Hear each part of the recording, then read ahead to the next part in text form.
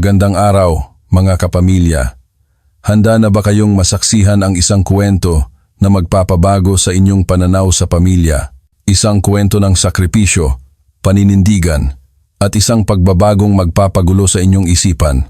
Manatili sa inyong mga upuan dahil sisimulan na natin ang paglalahad ng isang salaysay na bumalot sa isang pamilya ng mga sikat na pangalan sa social media, Donnie Pangilinan, Bel Mariano, Andrea Brillantes, at ang pinakasentro ng lahat, si Maymay Entrata.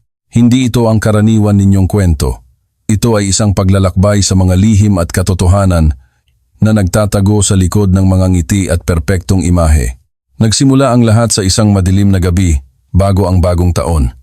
Ang buong bahay ng pamilya Pangilinan ay balot na sa dilim, maliban sa kusina kung saan tanging ang mahinang ilaw ang nagbibigay liwanag. Sa loob si Maymay Entrata, na dating masigla at puno ng pangarap, ay abala sa paghahanda para sa nalalapit na selebrasyon.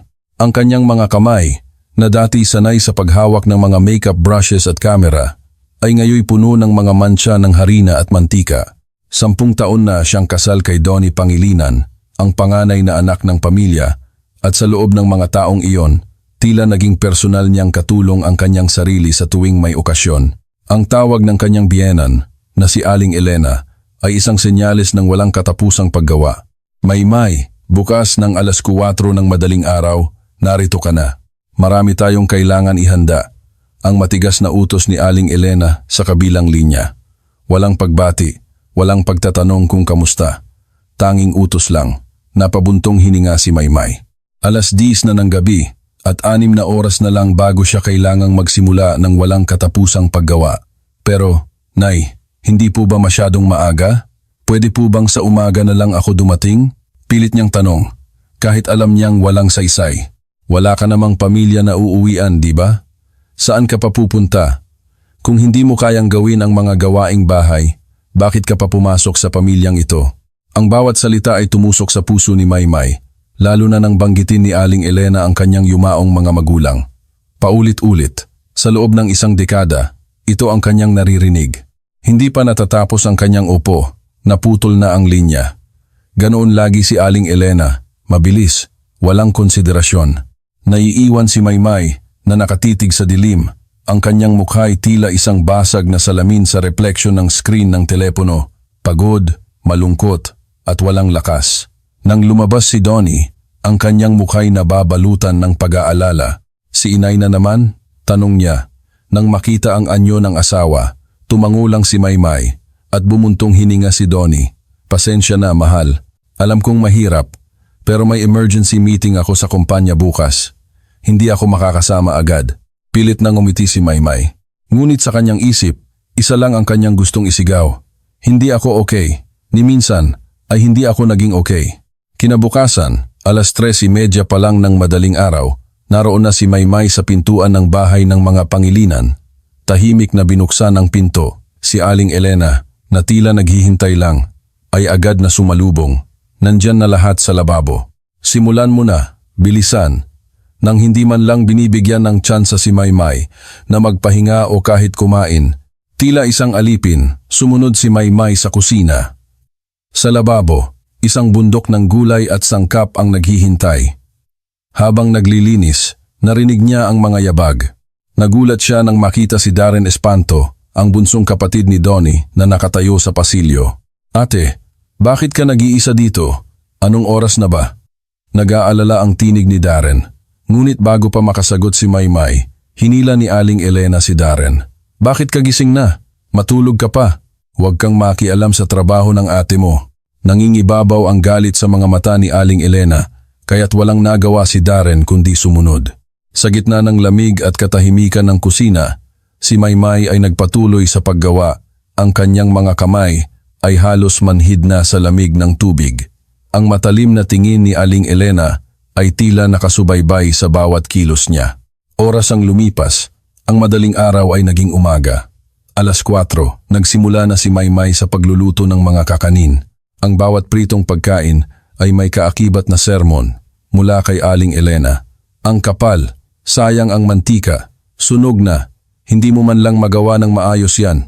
Sa bawat panunuya, lalong bumibigat ang kanyang puso. Hindi siya makasagot, sanay na siyang manahimik. Ngunit sa likod ng lahat ng ito, may isang pares ng mga mata, ang tahimik na nakasubaybay kay Darren. Dumating si Darren na may dalang mainit na tasa ng kape para kay Maymay. Ate, inumin mo yan. Mainit, bulong niya. Ito ang unang pagkakataon na may nagpakita ng kabutihan sa kanya sa bahay na iyon. Ngunit muling pinigilan ni Aling Elena si Darren. Umalis ka sa kusina. Hindi ito lugar para sa lalaki. Pagkatapos, ibinaling ang kanyang galit kay Maymay. Hindi ka naman nakapag-aral, kaya ito ang trabaho mo. Gumawa ka na lang. Nanginginig ang kamay ni Maymay, ngunit pinigilan niya ang kanyang damdamin. Nang sumapit ang alas 8 ng umaga, dumating sina Bel Mariano at Andrea Brillantes, ang dalawang hipag. Si Bel, na nagtapos ng master's degree, ay agad na umakyat sa itaas para matulog. Napagod ako, inay. Si Andrea naman, na anak ng isang mayaman, ay nagdala ng mamahaling regalo para kay Aling Elena. Inay, para po sa inyo. Nagliwanag ang mukha ni Aling Elena at muling ikinumpara si Maymay sa kanyang harapan. Iba talaga ang mga edukada at mayayaman. Ikaw, kailan ka ba magiging ganyan? Narinig ni Maymay ang bulungan ng kanyang mga hipag mula sa sala. Kawawa naman si ate, puro sa kusina lang, parang katulong lang. Ang bawat salita ay parang suntok sa kanyang puso. Nanginginig ang kanyang kamay, ang kanyang mga mata ay halos lumuha.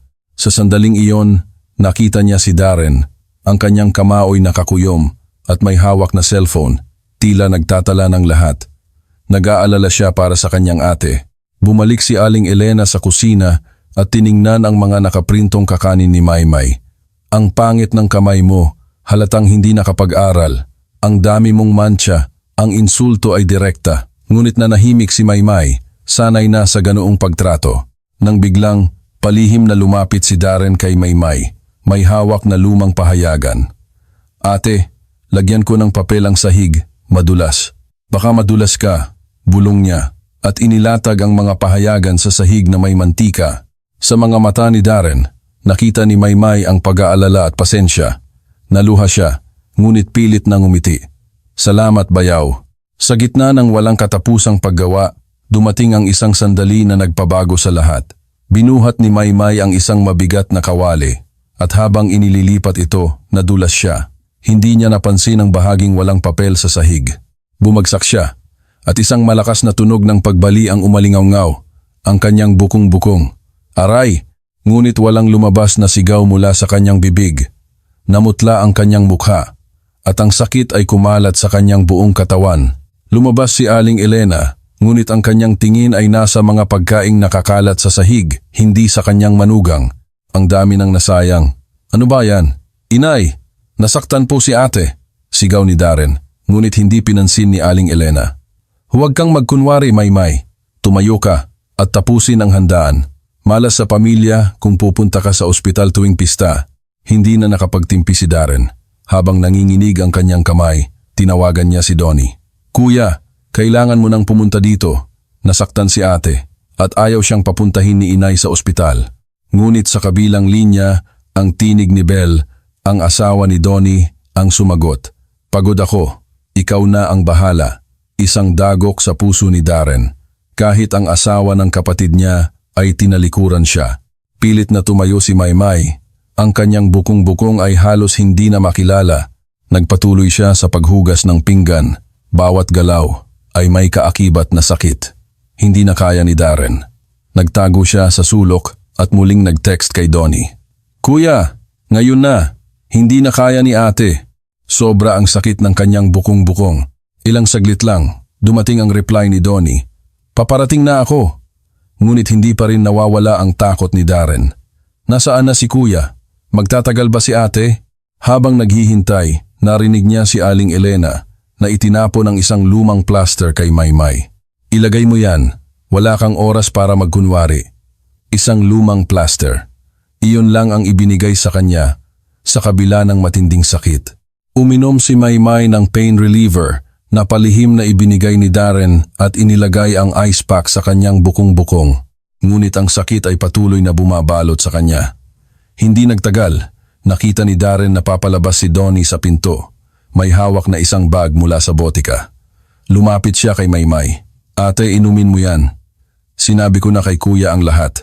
Nang biglang, narinig ang tawanan mula sa silid ng mga hipag. Sila ay nakasuot ng magagarang barong, nag-aayos ng kanilang sarili. Ang ganda mo, te. Mas maganda ka. Sa kabila ng sakit ni Maymay, walang awa silang nagtatawanan. Nagdilim ang mukha ni Darren. Kinuyom niya ang kamao at muling nag-text kay Donnie. Kuya, ngayon na. Kung hindi ka darating, malaking problema. Habang si Maymay ay halos gumagapang na sa pagod at sakit, sinipa ni Aling Elena ang upuan na balak sanang upuan ni Maymay. Walang nagpapahinga habang may trabaho. Muling tumayo si Maymay. Ang kanyang katawan ay nanginginig. Bawat hakbang ay parang paglalakbay sa impyerno. Ngunit patuloy pa rin siya, parang isang robot. Walang damdamin, walang iniisip. Tanging ang paggalaw lang ng kanyang mga kamay. Hindi na nakayanan ni Darren ang kanyang nakita. Kinuha niya ang kanyang cellphone at nagsimulang mag-record. Ang paika-ikang paglakad ni Maymay, ang namamagang bukong-bukong, at si Aling Elena na nakaupo sa sofa at nanonood ng telebisyon. Ito ang kanyang ebidensya. Ang ebidensya na magbubunyag sa katotohanan. Natapos ang handaan, napakaganda ng pagkakagawa, nagawa sa pawis at dugo ni Maymay. Ngunit nang dumating ang oras para sa family picture, si Maymay ay itinago ni Aling Elena. Mabaho ka sa mantika, doon ka sa likod. Ang bawat isa ay nakasuot ng magagarang damit, maliban kay Maymay. Inay, dapat kasama rin po si ate, sabi ni Darren. Ngunit sinagot siya ni Aling Elena ng matalas na tingin. Sa ganyang kalagayan, paano siya makakasama sa litrato? Hindi na nagtagal at nagsimula na ang pagkuha ng litrato. Masayang ngiti, kumikinang na barong, perpektong larawan ng pamilya. Ngunit sa likod ng lahat ng iyon, nakatayo si Maymay, hindi kasama. Pagkatapos ng litrato, ang usapan ng mga kamag-anak ay lumipat sa pagpupuri sa mga manugang. Ang galing ni Belle, may master's degree. Ang yaman ni Andrea, may building sa Makati. At nang tanungin ang tungkol kay Maymay, ngumisi si Aling Elena. Si Maymay? High school graduate lang. Katulong lang sa bahay. Narinig ni Maymay ang lahat ng iyon mula sa kusina at ang kanyang puso'y tila isang yelo. Napagtanto niya, siya ay isang gamit lang. Isang bagay na ginagamit at itinapon. Isang nilalang na hindi man lang karapat-dapat na makasama sa isang litrato. 10 taon ng dedikasyon. Ngunit sa huli, wala siyang halaga. Lumapit si Darren kay Maymay. Ate, konting tiis na lang. Malapit na si kuya. Tumango si Maymay. Ang mga luhay halos pumatak. Ngunit hindi balak ni Aling Elena na tapusin ang araw. Maymay, balatan mo na ang prutas para sa mga bisita. Sa kabila ng kanyang pagod at sakit, sumunod si Maymay. Habang binabalatan niya ang mansanas, isang patak ng luha ang lumabas sa kanyang mga mata. Sa sandaling iyon, nakita ni Darren na nag-text si Donnie. Malapit na ako. Nang biglang, narinig ang boses ni Aling Elena. Halika na, magbigayan na tayo ng pera. Lumabas si Maymay sa sala. Ang kanyang bulsay may hawak na isang manipis na sobre. Isang buwan ng pag-iipon. Iniabot niya iyon kay Aling Elena. Ngunit nang tingnan ni Aling Elena ang loob, ngumuso siya at inihagis ang sobre sa sahig. Ano yan? Hindi ka nga kumikita, tapos nagpapanggap ka pa sa maliit na halaga na yan. Wala kang ang pamilya, kaya ganyan ka.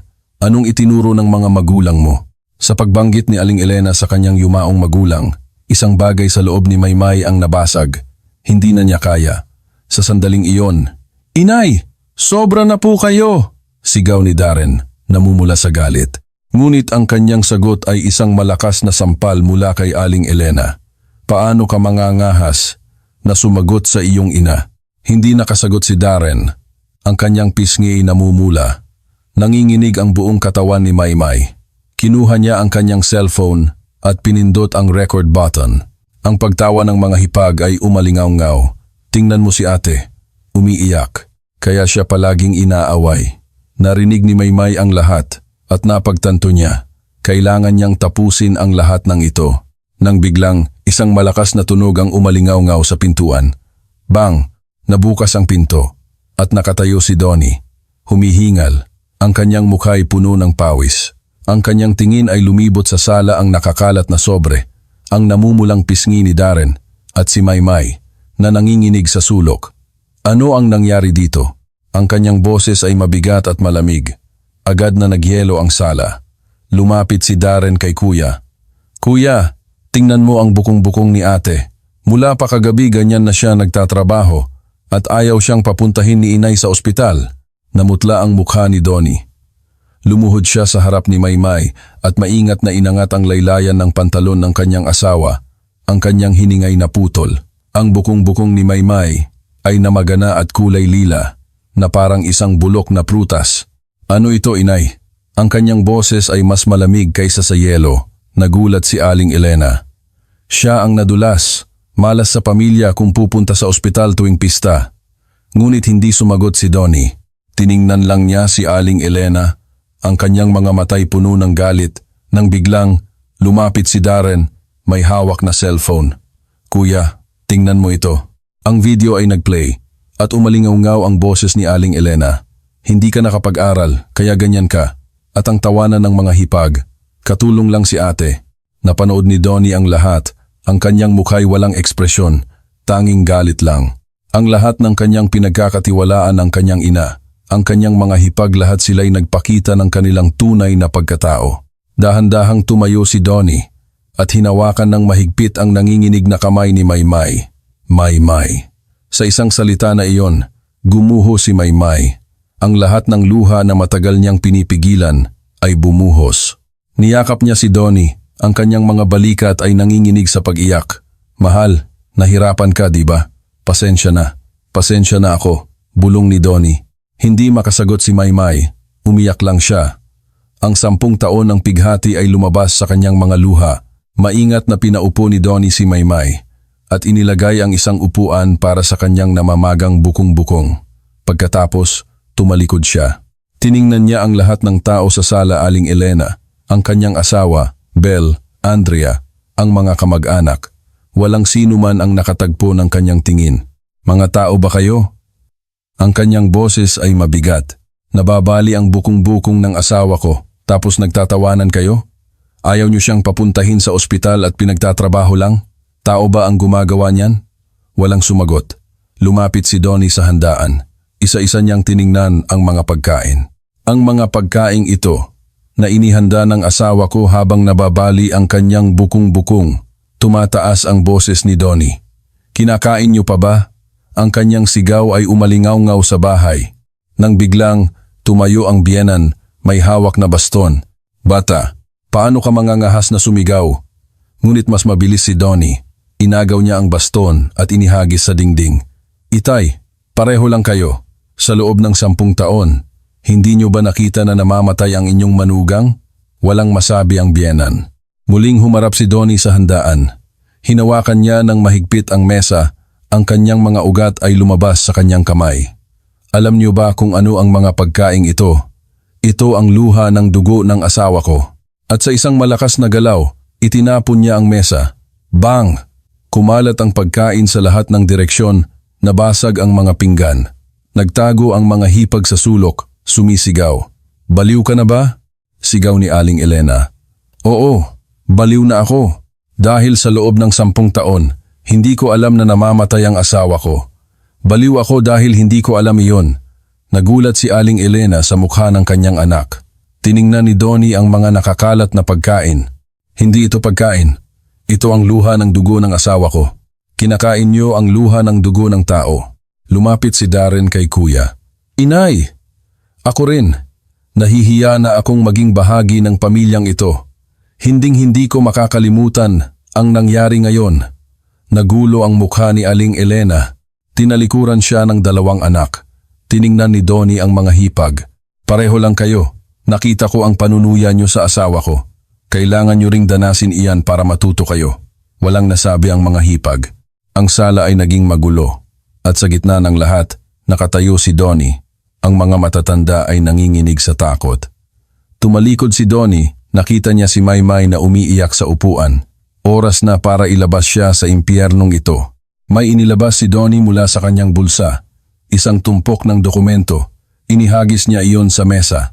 Alam niyo ba kung ano ito? Ito ay ang dokumento para sa pagputol ng relasyon ng pamilya. Simula ngayon, mga estranghero na tayo. Namutla ang mukha ni Aling Elena. Ano? Kung ano ang narinig nyo.